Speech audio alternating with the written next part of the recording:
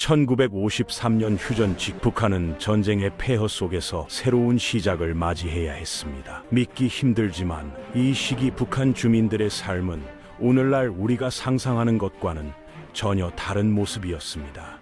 당시 북한은 남한보다 더 나은 경제적 조건을 갖추고 있었고, 주민들은 희망과 절망이 교차하는 복잡한 현실 속에서 살아가고 있었습니다.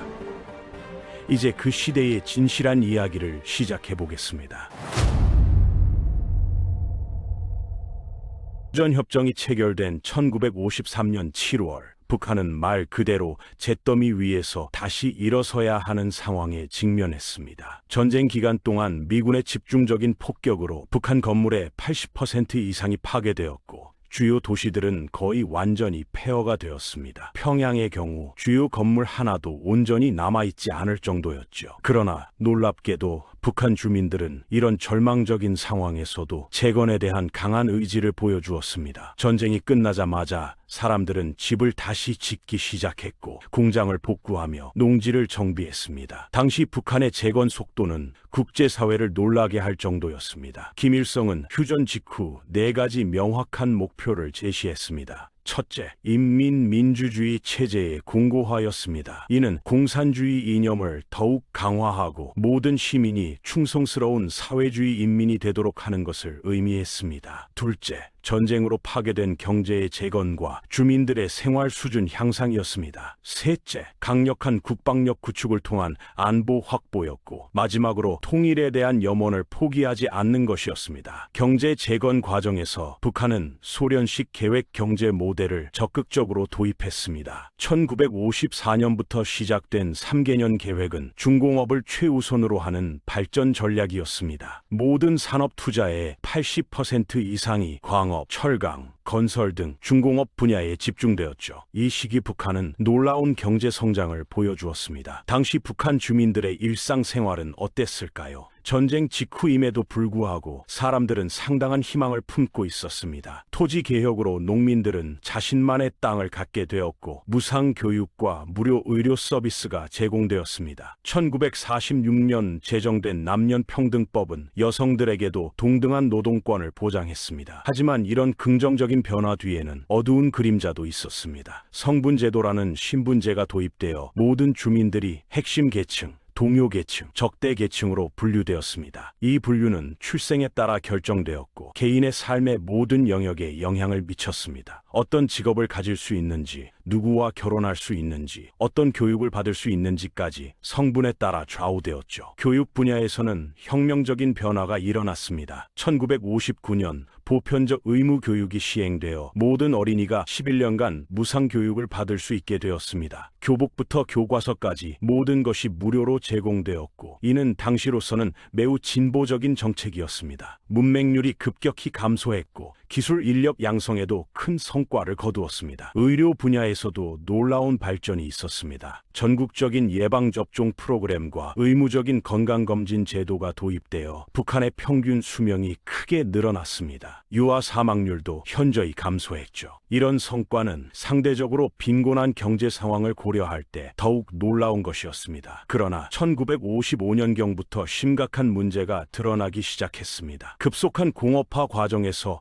농업이 소홀히 다뤄지면서 식량 부족 현상이 나타났습니다. 할당량 중심의 경제 운영은 지방 관리들로 하여금 실제 생산량을 과장 보고하게 만들었고, 이는 중앙정부의 잘못된 판단으로 이어졌습니다. 1955년 북한에서는 심각한 기근이 발생했습니다. 공식적으로는 인정되지 않았지만 소련 기록에 따르면 약 80만 명이 사망한 것으로 추정됩니다. 당시 동독 정부는 북한 어린이의 25%가 굶어 죽었다고 보고하기도 했습니다. 이런 참상은 철저히 은폐되었고, 2000년대가 되어서야 역사가들에 의해 재발견되었습니다. 천리마 운동이라는 대규모 생산성 향상 캠페인도 이 시기에 시작되었습니다. 이는 노동 노동자들의 생산성을 극대화하기 위한 선전운동이었는데 월별 할당량을 초과한 근로자들에게는 메달과 보상이 주어졌습니다. 하지만 이런 운동은 점차 노동자들을 지치게 만들었고 품질보다는 수량에만 집중하는 부작용을 낳았습니다. 1957년부터 시작된 5개년 계획 기간에는 더욱 야심찬 목표들이 설정되었습니다. 북한은 남한을 경제적으로 추월하겠다는 목표를 세웠고 실제로 1960년대 초까지는 북한의 1인 GDP가 남한보다 높았습니다. 이는 중공업 중심의 발전 전략이 단기적으로는 성과를 거두었음을 보여줍니다. 하지만 이런 성장의 이면에는 주민들의 희생이 있었습니다. 수프를 마시지 마세요 캠페인은 근로자들에게 음식이나 음료를 많이 섭취하지 말라고 권장했는데 이는 화장실 가는 시간을 줄여 더 많이 일하게 하려는 목적이었습니다. 이런 극단적인 정책들은 주민들의 삶의 질을 크게 떨어뜨렸습니다. 주체 사상도 이 시기에 체계화되기 시작했습니다. 1955년 김일성의 연설에서 처음 언급된 주체 사상은 북한의 자립자강을 강조하는 이념이었습니다. 이는 경제적으로는 국제무역보다는 자급자족을 추구하고 사회적으로는 외부 사상의 침투를 차단하며 정치적으로는 김일성의 지도력을 절대화하는 내용을 담고 있었습니다. 1950년대 후반에는 김일성의 개인 숭배가 본격화되었습니다. 그는 자신을 수령, 즉 위대한 지도자로 선언했고 그의 사진을 함부로 다루거나 그의 이름이 적힌 신문지로 물건을 싸는 것조차 불법이 되었습니다. 이런 극단적인 개인 숭배는 소련의 후르쇼프로부터 비판을 받기도 했습니다. 1956년 8월 파벌 사건은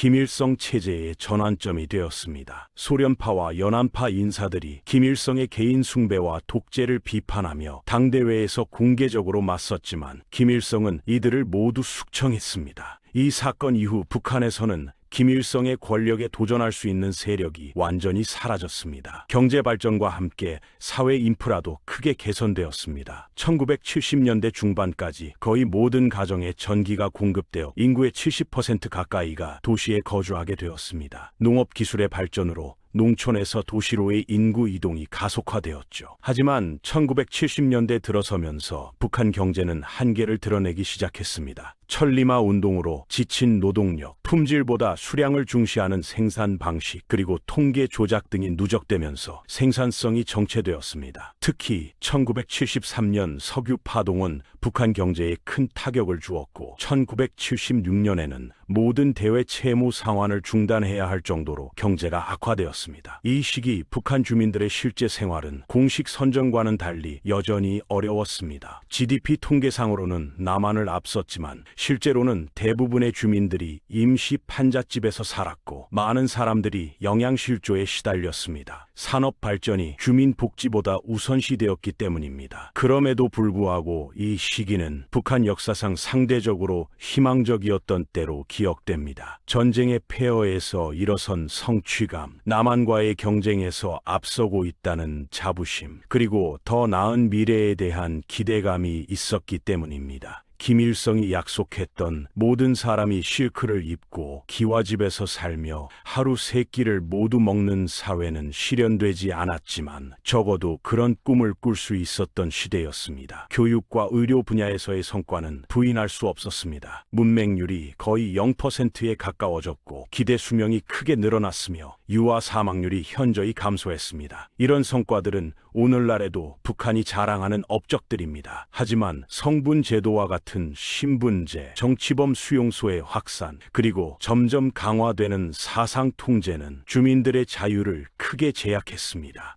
사소한 불충성이나 반사회주의적 행동으로도 수용소에 보내질 수 있었고 이런 공포 분위기는 사회 전체를 지배했습니다. 1960년대 들어서면서 북한은 새로운 도전에 직면했습니다. 중국의 문화 대혁명과 소련의 수정주의 논쟁 속에서 북한은 독자적인 길을 모색해야 했습니다. 김일성은 군사를 더욱 강조하기 시작했고 한 손에는 무기를, 다른 손에는 망치와 낫을이라는 슬로건을 내세웠습니다. 이 시기 북한의 대남 도발도 증가했습니다. 1968년 청와대 습격 사건과 푸에블로호 나포 사건 등은 한반도의 긴장을 극도로 고조시켰습니다. 하지만 이런 모험주의적 정책 노력들은 결국 실패로 돌아갔고 북한의 국제적 고립만 심화시켰습니다. 1970년대 후반이 되면서 북한과 남한의 격차는 점점 벌어지기 시작했습니다. 남한의 급속한 경제 성장과 대조적으로 북한은 경제적 정체에 빠졌고 이는 주민들의 사기에도 영향을 미쳤습니다. 더 이상 남조선 해방이나 조국 통일에 대한 확신을 갖기 어려워졌죠. 그럼에도 불구하고 1953년 휴전 직후부터 1970년대까지의 북한은 분명히 역동적이고 희망이 있었던 시기였습니다. 전쟁의 폐허에서 일어선 재건 의지, 사회주의 건설에 대한 열정, 그리고 더 나은 미래에 대한 꿈이 있었기 때문입니다. 비록 그 꿈들이 모두 실현되지는 않았지만 적어도 그 시대의 북한 주민들은 미래에 대한 희망을 품고 살 수 있었습니다. 이런 역사적 경험은 오늘날 북한을 이해하는 데 중요한 열쇠를 제공합니다. 현재의 폐쇄적이고 억압적인 모습만으로는 북한을 완전히 이해할 수 없습니다. 한때 남한보다 앞섰다고 자부했던 시대, 사회주의 건설에 대한 자부심이 있었던 시대, 그리고 통일에 대한 꿈을 현실적으로 품을 수 있었던 시대가 있었기 때문입니다. 오늘날 북한이 보여주는 극단적인 폐쇄성과 핵 개발에 대한 집착도 이런 역사적 맥락에서 이해해야 합니다. 한때 가졌던 우위를 잃어버린 상실감, 국제적 고립에 대한 두려움, 그리고 체제 유지에 대한 절박함이 현재의 북한을 만들어낸 것이죠. 특히 1960년대 후반부터 나타나기 시작한 경제적 정체와 대외 관계의 악화는 북한 지도부로 하여금 더욱 강경한 노선을 택하게 만들었습니다. 1953년 휴전 직후 북한 주민들이 품었던 희망과 꿈을 이해할 때 우리는 북한 문제에 대한 보다 깊이 있는 통찰을 얻을 수 있을 것입니다.